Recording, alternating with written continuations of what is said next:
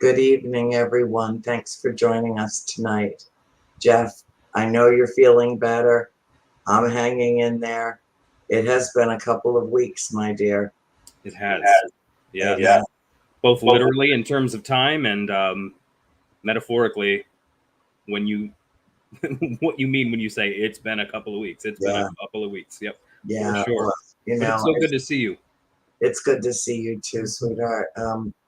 Metaphysically, this has been a very difficult time going through this transition that feels like transformation. All right, when Bill pulled the show up tonight, he's like, do you want, they have this new setting where they can filter you, where they can filter you. I was like, no, let everybody, we're in soul school, baby, classes in session. Let everybody see what my body has been through in the last week. Coming off, I did the Michigan UFO con, and hold on a second, I'll be right back.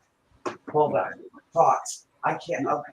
Why are we vacuum cleaning now? Yeah, speaking of that filter, I attempted to use it myself a couple of weeks ago. I was messing around with it just to see what it looked like, and I just looked a little bit too airbrushed, so I decided to not use that. But completely understand. There's times when the camera clicks on, and I'm just like, holy smokes, Yeah, sorry, Carlene didn't realize she couldn't vacuum clean during the show. Oh God. Okay, this is my life. Welcome to it. Okay, what did you just say? I totally missed it. No, I just said I tried to use. Well, I didn't. I was messing around backstage a couple of weeks ago with the same filter feature, and I was like, and I was like, no, looks just far too airbrushed. I can't do it. Yeah, no, I can't either. You know what? Here's the thing, Jeff. Both of us are real, and we both have, like everybody else, our flaws, our foibles. When we're sick, it shows. When we're well, it shows. And if we're going to be authentic, genuine human beings, that's not something that you can do part-time. That is an all-in, full-time proposition. Yep. So I don't care if I don't have any jewelry with me in Florida while I move out of my once lovely, beautiful home into another home, because we had a flood that was so bad it rained 8.5 inches in 90 minutes. I was up in Georgia. My father called me frantic. It's like the water is pouring into the back of the house. What am I supposed to do? I said, move the antiques as fast as you can, and please try not to slip and fall. Yeah. I mean, I didn't know what else to say. I was 450 miles away. There was nothing I could do to help. And Christine, my sister, and I came down. Well, I went to UFO Con last weekend, which in itself was, of course, enlightening and illuminating and exhausting, absolutely exhausting. I mean, when I do events, I'm 16 to 18 hours a day, and like all in with that, because I don't do anything halfway. Yeah. And I mean, we were out till at least midnight every night, doing my thing that I do, and then back up at the crack of dawn to do it all over again. So it's just, I came off of that, had one day to recover, and then the next morning, Christine and I left for Florida to come move us out of our old house into our new house.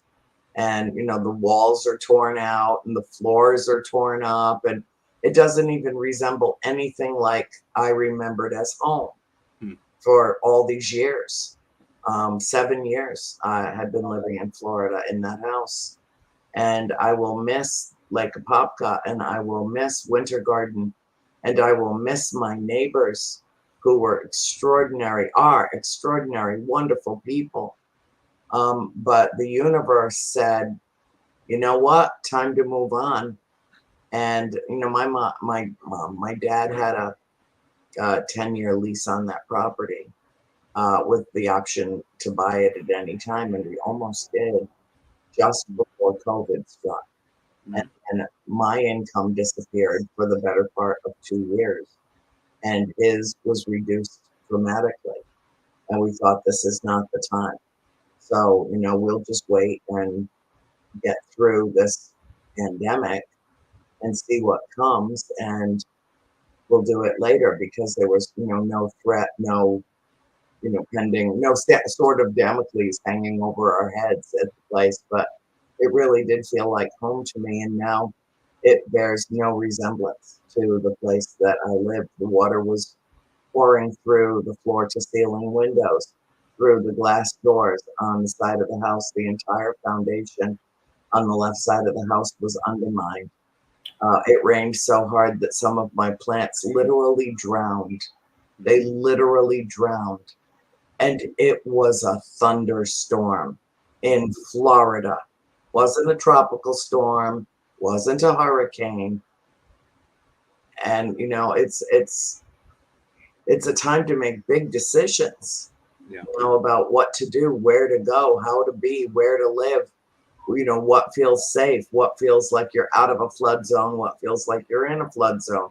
Yeah. We were living too close to the lake, and the water table was so high from all the rain that there was no place for that 8.5 inches of rain to go, especially not over 90 minutes. I mean, look at New York City. There are 5 boroughs in New York right now, this minute, that are drowning. Flash flooding everywhere, all over. Millions and millions and millions of people that are being immediately and drastically affected by a rainstorm.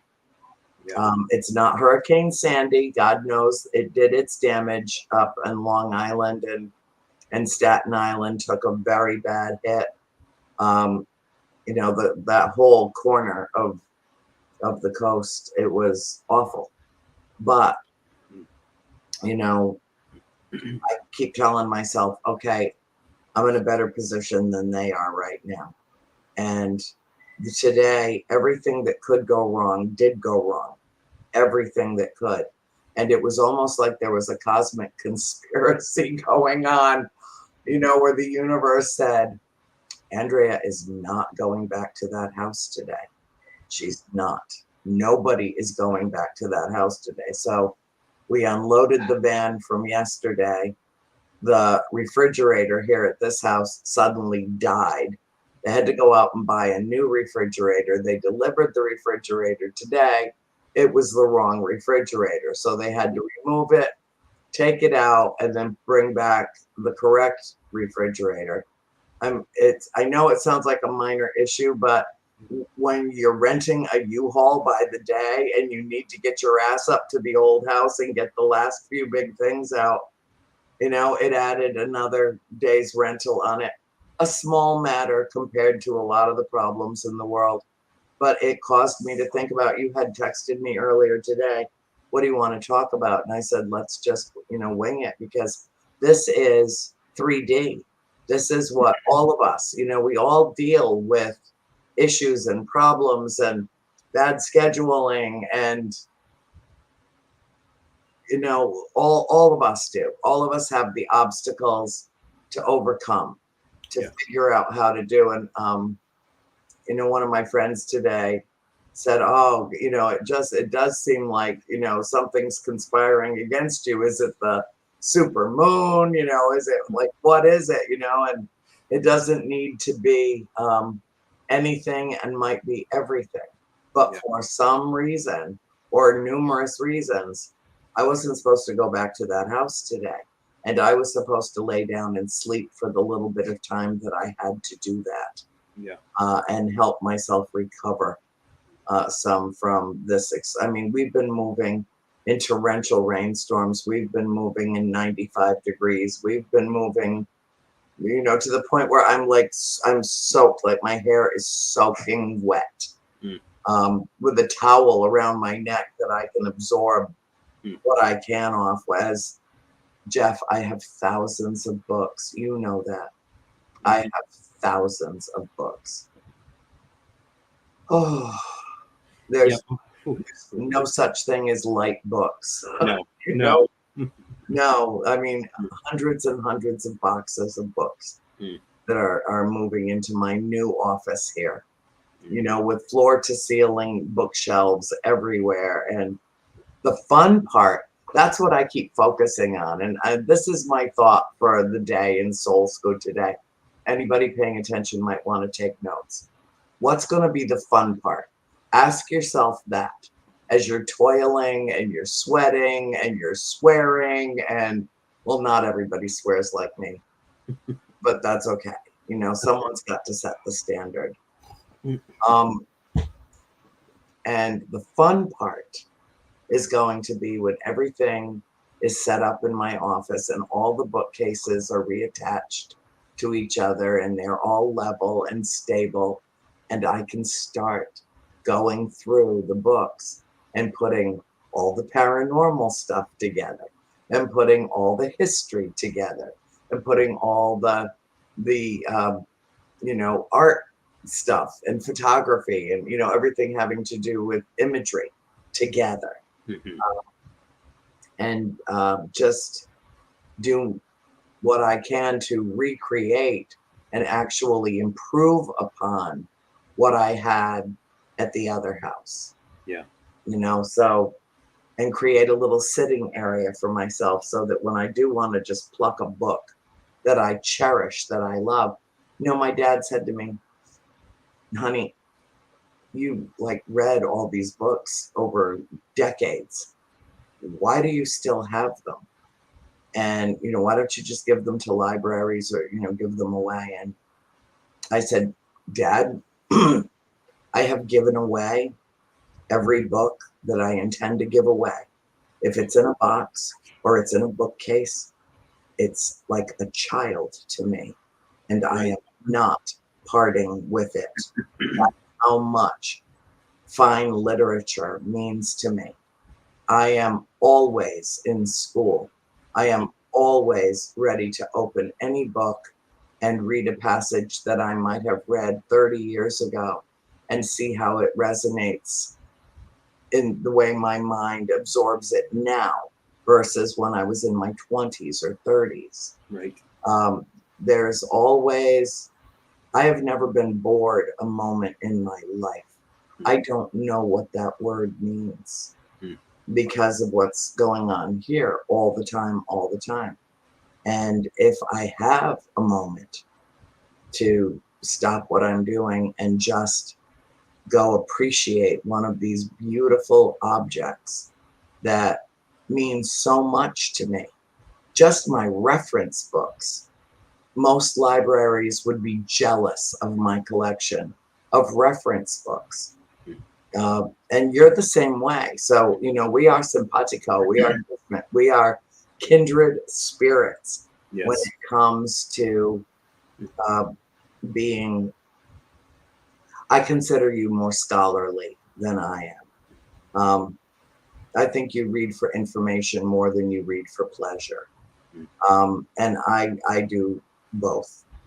But I mean, academia is where I am most comfortable. You know, I need to be, it's why you are my partner on Soul School, because I need someone who gets it, who understands that the whole world, the whole universe is in books. And so while I see what's happening around the country and books being banned, you know, really scathing, scandalous books like Anne Frank's Diary, To Kill a Mockingbird. I find it beyond abhorrent that is happening. Yeah. Because the whole world is in these pieces of paper between, you know, a binder and a cover and the whole world. Yeah. So anyway, sorry, I just got off on a tangent, but no. I agree with you 100%. Every book that I own is like I have a relationship with it. You know, I remember what I was doing when I first cracked it open. I remember what I was going through in my life when I first read it. The different times I've gone back. I've got my journals. You know, for when I'm reading, I'm sitting there and I'm taking all these notes and writing. I mean, I'm the same way. So to me, the very idea of getting rid of a book, even if it's one I'm not necessarily all that into right now, it's like, well, like you said, it's like getting rid of a child because you have a strained relationship at the moment or something like that. Like, I mean, my computer is presently resting on some books that are from my more evangelical fundamentalist past that I use as, you know, I used to prop up my cameras and whatnot for. I don't read them anymore, but still, I'm not going to get rid of them because there's just something about that feels sick to me. You know what I mean? Yeah. Even the ones that I vehemently disagree with, concepts in there, I'm just like, oh, there's just something perverse about getting rid of that or throwing that away or whatever. You know? I know. Well, the ones that I have read that I really resonate with, I mean, when I was packing, I came across Rosemary Ellen Guiley's Encyclopedia of Ghosts and Spirits. To my knowledge, it was the first time that our home in Harrisville had been written about and our family story had been told to some extent. And it was secondhand information that she had, but it was pretty accurate. Yeah. And she told me the first time I met her, she told me that our story was in the Encyclopedia of Ghosts and Spirits. And I'm like, are you kidding? And she's like, yeah, go to the index. You'll see it. Just go look for your name. I'm like, oh my God. There was, and she was like a mentor to me. She was a wonderful, wonderful woman. And I have a signed copy from her. In a way, it keeps her alive. You know, I've got this. In fact, she sent me at least 10 of her 60 books that she published, signed with beautiful inscriptions. And I sent her the trilogy, and you know, and we bonded in a unique and a beautiful way. Yeah. And you know what? You think I'm going to put that book out at a yard sale? Right. No. It will be in my office or in my possession the day I leave this earth. And then somebody can have it. Then it can be passed along to somebody else. But for now, I'm covetous. I am covetous of my books, for sure. I feel the same way. I absolutely feel the same way. You know, and one of the things I was thinking as you were talking just about the various goings on in your life at the moment, and you know, as we've been talking, really just kind of by accident because it kept coming up in different conversations about chaos and novelty. The last few shows we had done, and about, you know, novelty theory.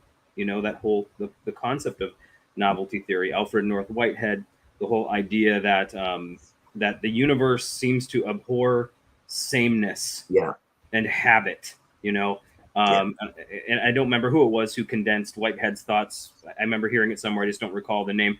Condensing his thoughts from the universe abhors sameness to the universe abhors habit, because there's a difference between sameness and habit. And so the universe has its way of breaking up the habitual. And it isn't always, and it's a fine line to walk when it comes to some of that stuff, isn't it? Because like you said, you don't want to read into it like, okay, something's plotting against me. Something. I felt that way today for a while. I did. Yeah. Like something destroyed the home I love. I mean, right? Because then how are you left feeling about the thing that did that, right? I mean, even if the end result of it ends up being good, you can't help but feel like there's a little bit something malevolent about whatever it was that you assume did that. So like one of the things I like about what the biblical writers Genesis do is there's a lot of demythologization that takes place in the telling of the creation account. So like everybody assumes that the serpent, let's say in the book of Genesis, is the devil. There's actually no evidence whatsoever, and there is no hint or intimation in the text itself that the serpent is meant to be conflated with a much later character that we call the devil. Actually the whole concept even of the devil, it's pretty new. Like it's not really that old of an idea.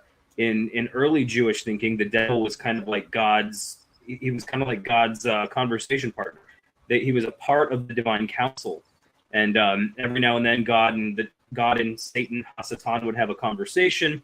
That's what goes on in the book of Job, which is meant to be read more like a play than it is anything literal, where the devil, Hasatan, the Satan, is like, well, what about your buddy Job? He's pretty righteous, but if I mess with him, I guarantee you he'll leave his righteousness behind.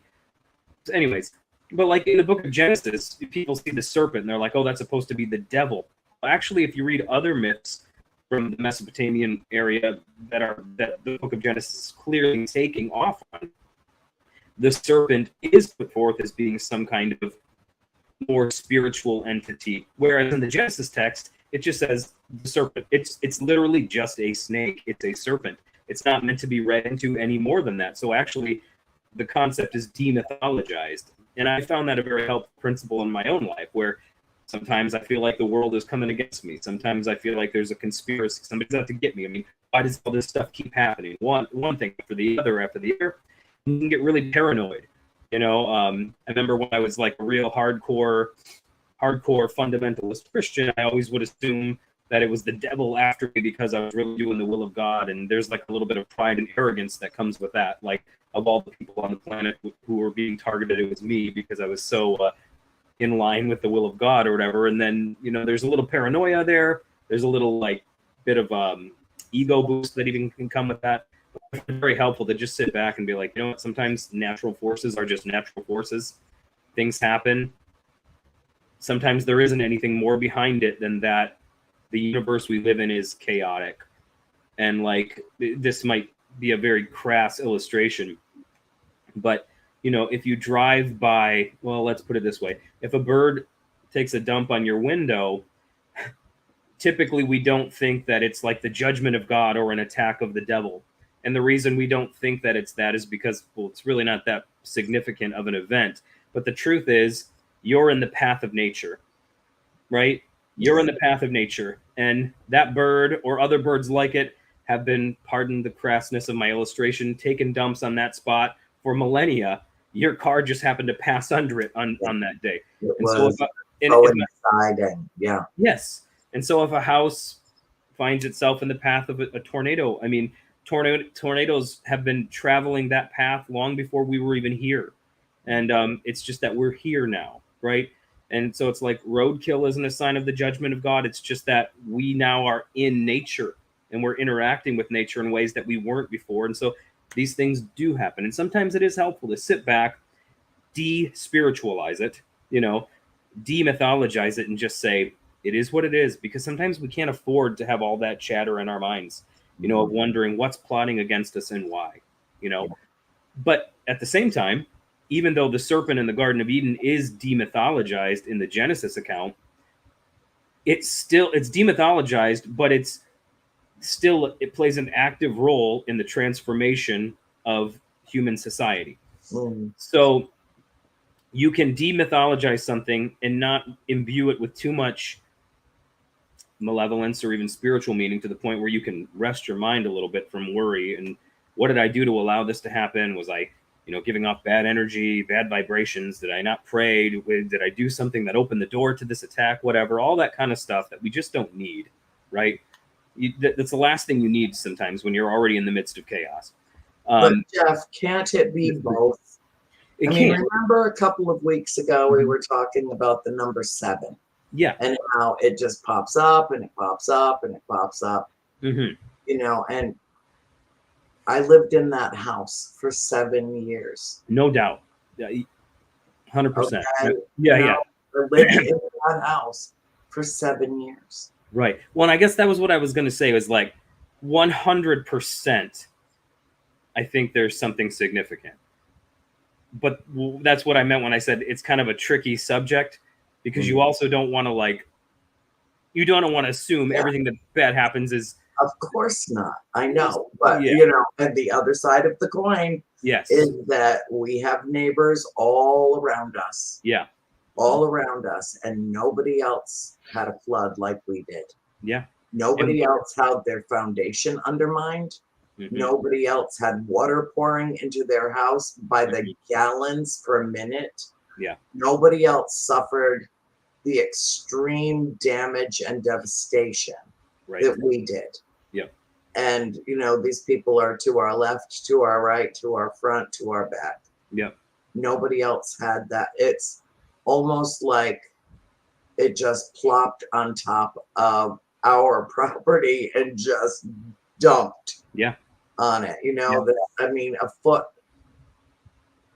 Almost a foot of water in less than 2 hours. Well, and the very fact that, like we said, just in weeks before it happened, we had been talking about 7-year cycles, right? Yeah. We'd been discussing that. I've had so many synchronicities with other people who have had the same thing, 7-year cycle. And when I bring it to their attention and they go back and they do the math, they're like, oh, wow. Yeah, that completely aligns with where I'm at right now. So I don't think it's a coincidence. I guess it's a part of knowing what season you're in, because there are going to be times when it is just the fact that we live in a universe that's chaotic, right? It is. I think sometimes it is. But even then, even in those moments, you can still receive a message. You can still learn from it and improve and grow in whatever direction you're going to grow and improve. But then there are times where it's pretty clear that something more was going on here. And it has the fingerprints of the divine all over it in some way. And then if you want to decompose and deconstruct that, why did you have to do it this way? Why couldn't you have just given me a nudge to move on or something like that? Why did there have to be this? I wouldn't have moved. That's it, I right? Because I was perfectly happy there, and I've been up in Georgia for 10 months. Yeah, knowing that everything that I owned, virtually, was in this house in Winter Garden. I perceived it to be safe and sound, and it was not. Yep. I was very fortunate that I didn't lose any of my books. I didn't lose any of my possessions. My part of the house is not the side that flooded. So I was very fortunate in that respect. But I can't help but feel like I listen to my instinct and my intuition, and I feel like I am in a position of rapid growth, like a very transformational period in my life. And that this was part of it some way, somehow. And I may never be able to identify the reason, but that doesn't mean there's no reason for it. 100%. Yeah. No, and I think that this has been what's brought me comfort personally the last few months, because I've had not the same, but relative to my experience, similar things, disruptions, interruptions of patterns, interruptions of the habitual, right? Patterns that needed to change, but that probably weren't going to change without something drastic happening, right? I've had many similar in kind, not necessarily the actual experience. Things happened to me over the last 9 to 12 months, where I've made some drastic changes in my life that I would not have changed otherwise. And as you said, I've been in a season of accelerated growth myself, accelerated learning, decision making. Things that I drug my feet on for a long time.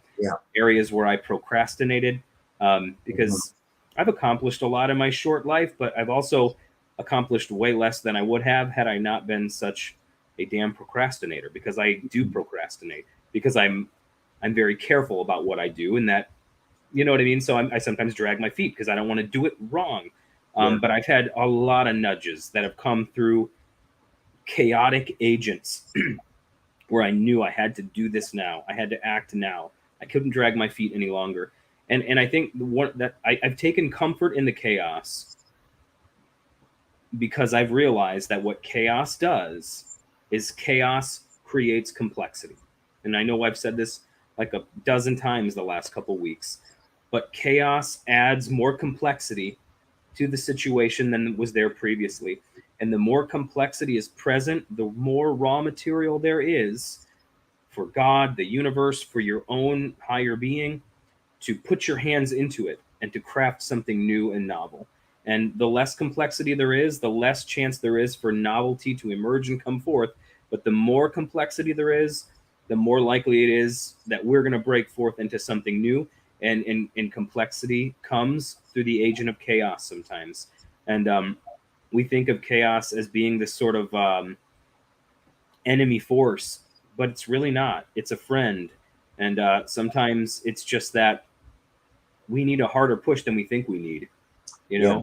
And sometimes it just doesn't give a damn if it messes stuff up for us for a season. And that hurts when you're smack in the middle of it and you're the one on the receiving end. But I've never found myself on the other end of one of those things regretting it.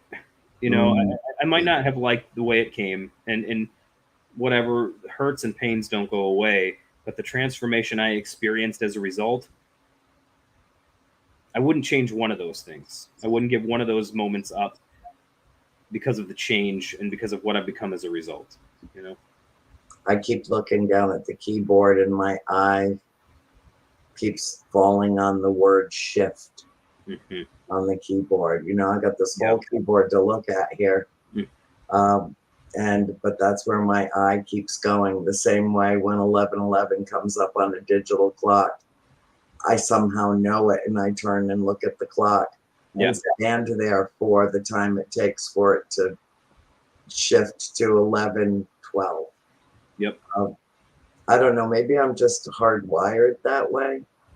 And I don't mean to imply that I was in any way targeted, because I don't know that. Yeah, for sure. Yeah. You know, or that my father was targeted, or that Carlene was targeted, because she was actually living at that house in my absence to take care of my dad. And, you know, thank God she was there when the storm hit. Thank God she was there to help him move furniture and to salvage what could be saved. Yeah. You know, thank God for that.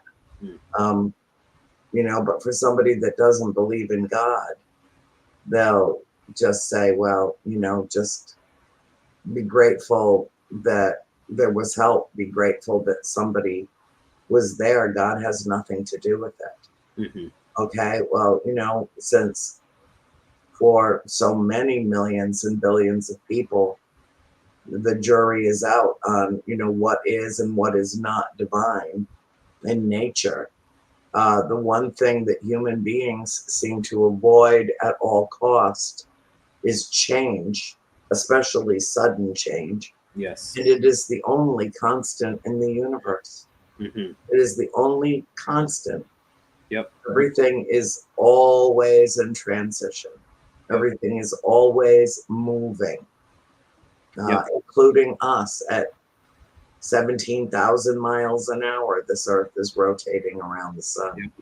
You know, and we have this thing called gravity it's the law that keeps us feeling like we're not moving at all, and the only sign that we see that we are is day versus night, and that transition that takes place every 24 hours. Yeah. But I feel like as we're sitting here talking about this, I'm getting this sensation that this conversation is helping a lot of people at once, that this is a global phenomenon. This is a part of collective consciousness, that there are many, many people who are going through certainly not the same identical process that you are going through or that I am going through. Mine is just physically moving from one place to another place. There are a lot of people that are going through a lot of things, but it seems to me that, you know, the message is the same. Mm-hmm. The message is the same and applicable in the same way. And so today I told my agent Greta, I told her everything that happened today. Just today. I didn't even tell her about yesterday. Just today. And she's like, oh, I wish I could do something to help you. And when she said that, I thought, maybe this is a way that the universe has decided to help me. Mm.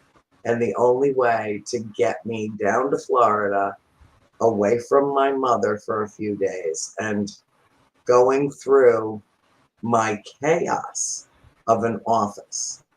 I mean, I make, you know, Einstein was known for having the most chaotic, disheveled office space of, you know, any academic ever. And my office put his to shame. Just, there was so much stuff crammed into it. After my sister died, I inherited things from her that are precious to me and that I am not selling at a yard sale and that I am not giving to Goodwill. I'm just not. I had to go back and get a bigger house. And so the universe made that happen for me. Yeah. And thank whomever or whatever provided for us. Mm-hmm. Provided for us. Yeah. During this tumultuous time. Yeah. No, and I think it's important to know. It's important to know what season you're in.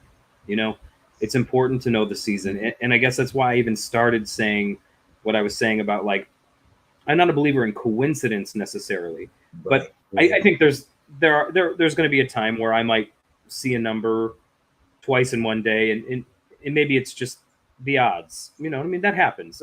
I don't think, but then there's times when you're seeing it 20 times a day, you know, and just in ways that are absurd. You know what I mean? In ways that make no sense whatsoever. Like the clock on the stove is blinking, you know, it's not even set correctly, and it's blinking the number you've been seeing all day. So it's not even like your body is just attuned to looking at the clock at 4:44 because it's like 10:30 at night, but the clock is stuck at 4:44. You know what I mean? There's times when it happens in that way.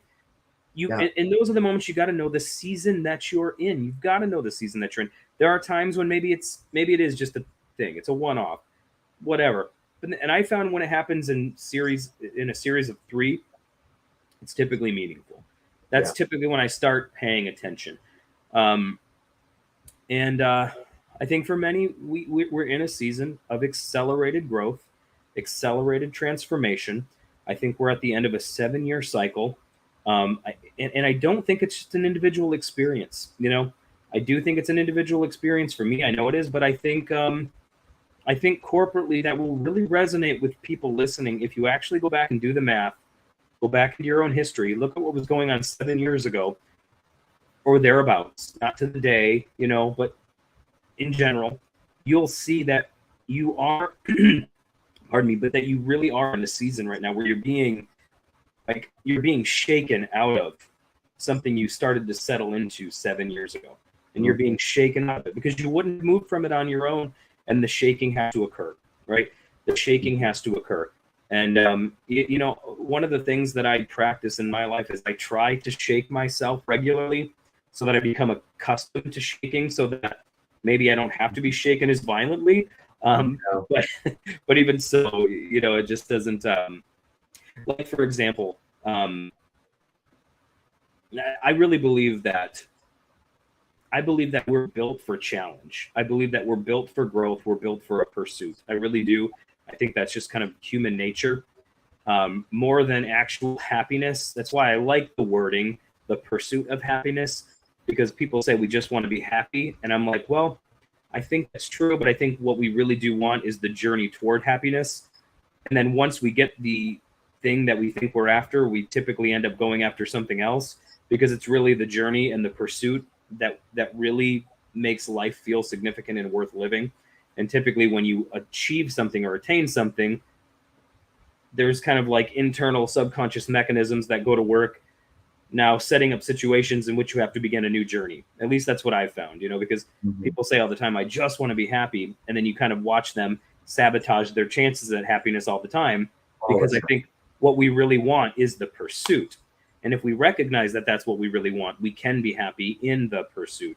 And so I think one of the things that I try to do is I diet a certain way. I try to exercise a certain way. I try to discipline myself in certain ways in the mornings, that it just is a constant challenge to me. So like I'm creating my own challenges instead of having to have them thrown at me, so that when they're thrown at me, or maybe they don't have to be thrown at me as hard. But then even with all of that, the most disciplined person in the world, the person who throws themselves, their own self-made challenges, sometimes you still just get a divine wallop. And I don't really know that there's any way around that. It just happens. It happens. And it's important to know the season you're in when it happens. Don't resist it. Don't dig your feet in and say, no, I'm not moving. I'm staying exactly, move. For the love of God, move. Because the wallop is going to come back, right? And you can be a seventh grader who's 40 years old with a full beard, who should be a married man with children, because you're going to repeat the same grade. You know what I mean? If you don't learn the lesson, you repeat the grade. Yes. So, and it gets worse every time you have to repeat it, because you kick yourself for not having learned it the last time around. So right. Learn it, in the season that you're in right now. What is it that you're being pushed out of? What is it that is being made uncomfortable, so that you'll move forward and move out of? And it doesn't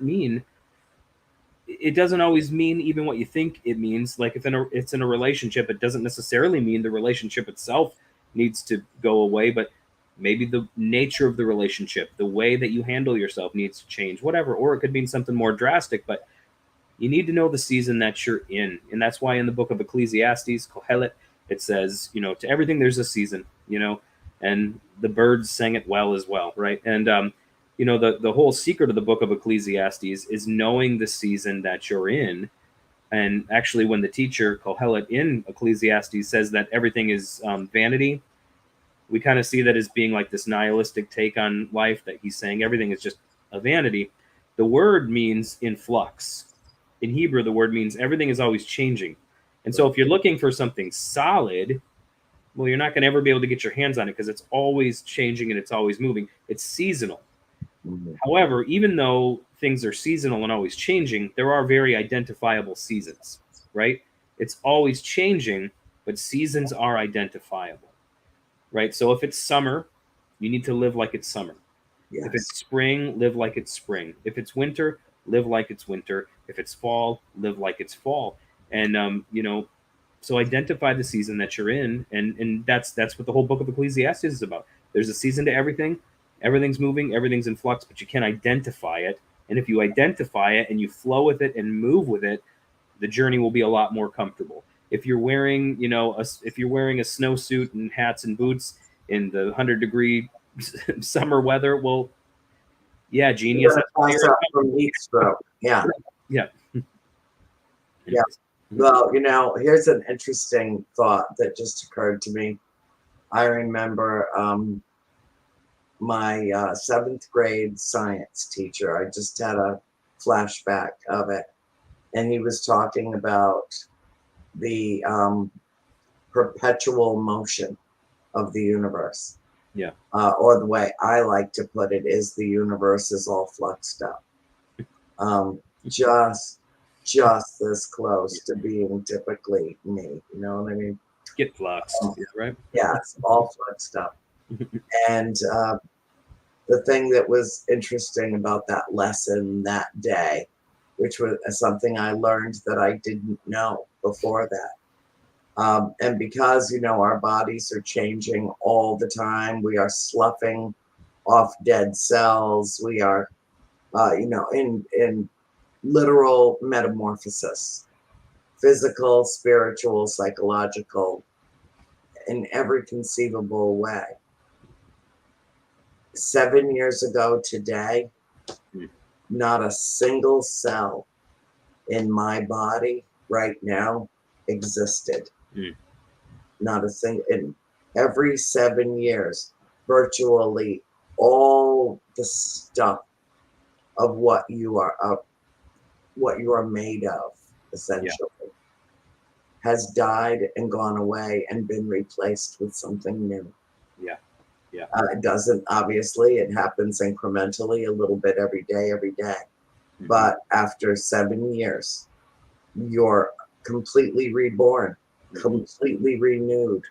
completely refreshed, and all of your cell structure has been altered. Mhm. Yeah. Yeah. That is phenomenal. And again, the number 7. Why? When you quit smoking cigarettes, it takes 7 years for your lungs to heal as though you never picked up a cigarette. Mhm. 7 years. Mhm. What is it Yeah. about that number Mhm. that seems, at least for me, perpetually present Yeah. in my sphere of existence, for Yeah. lack of a better word? Yeah. And what were the ancients picking up on from the collective when they established the Shabbat or the Sabbath, the seventh day, on which symbolically they even understood God as having rested? Why? So then the cycle can begin again, Yeah. right? And it begins again. But when a cycle begins again, and I love the way you said it, it's like the old thing, it's all dead, it's all decayed, it's all gone. But now you're not the same person you were 7 years ago when the cycle restarted. You're different. And so even though life is cyclical and it's always kind of moving in circles, that's what I always like to tell people, that the only way forward is to go in circles, because life is cyclical. Mhm. And that can make people feel trapped. Like, oh, it's all a circle. It's like, no, that's not Yeah. it. Like we're all a Every time you gerbil on a wheel. Yeah. right, yeah, but it's like, no, every time you make the circle, there's so much complexity you picked up along the way. Like, you're not the same thing every time. It's not the same thing. Next year in the fall, the trees in my yard will be larger than they are right now. My kids will be larger than they are right now. I will hopefully not be larger than I am right now, but my hair will probably be grayer than it is right now, unless I decide to just ferment it up over here. But like, it's like everything's changing. I'm not just it's not the same thing over and over again. Seasons exist so you can identify what you're in, but you're not staying the same.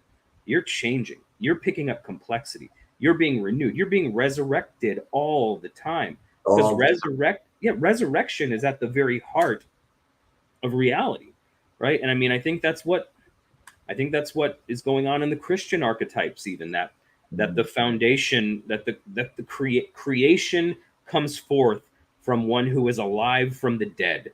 Therefore, resurrection is a part of what it is to be, because that's what we came forth from. And so I think that's what's at work there.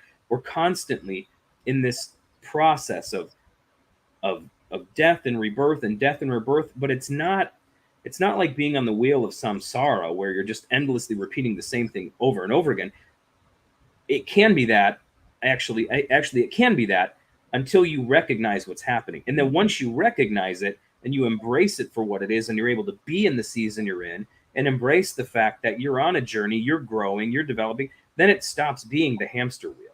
Then it begins to be this joyous experience of growth, where you have these markers of seasons where you can stop and be like, oh, this is fall. This is fall. Oh, that's why it feels that way. That's why the leaves are turning. It's because it's fall. It's not the end of the world. It's fall. You know what I mean? Like, oh, and then you're able to look forward to summer and more growth and more development. So, Oh my God, Bill just put up that we have 5 minutes left. And again, we have bolted through an hour. yes. Now, I really hope that when we have our little chats on Friday nights and just pluck our subject matter out of the ether, that it really does resonate with other people, that it really does help others along on their own spiritual journey, on their own evolution, on their own metamorphosis and transformation. It just feels to me like there's an awful lot of butterflies busting out of their chrysalis lately. Yep. That there's something going on, whether it's cosmic, galactic, universal, divine, who knows? I don't know the answer to that, Jeff. Yeah. But I do know that having this little bit of time with you every week is a boon to my own growth. Just being in your presence and having these discussions that I think touch an awful lot of people, because the human condition is the human condition. In the same way that it appears spirits can only manifest in certain ways. Yeah. We can only exist following certain patterns that have been long established in humanity. And the sooner, I wrote to one of my friends today, I was like, now do you understand why I hate 3D? Now do you understand why, that's all this conflict and this motion and this chaos and this bedlam and, everything that is life as we know it. Yeah. In soul school, where what happens? The tests always precede the lessons. Yep. And I feel like I am being tested physically, mentally, emotionally, spiritually, letting go, being ripped away from something that I loved, but being supplanted into a beautiful, beautiful place. Yeah. And having that opportunity, not having to panic and suddenly go find another place to live. It was just simply provided. Yeah. And I got my ass down here to pitch in and help. Mm-hmm. And that needed to happen. Yeah. So it's feel free to call me anytime.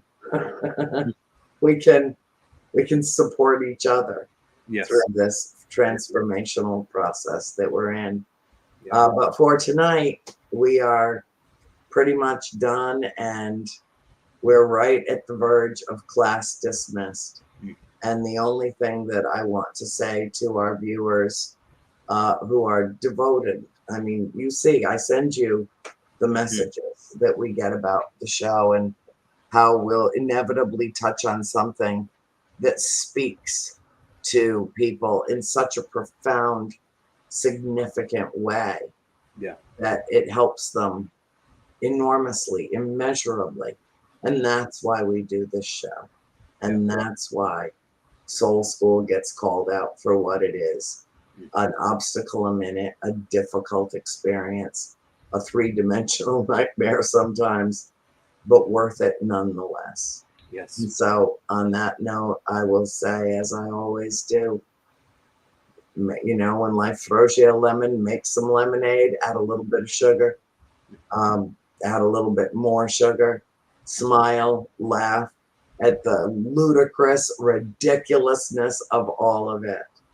And always remember to be the light you seek. Yes. Good night, everyone. Good night.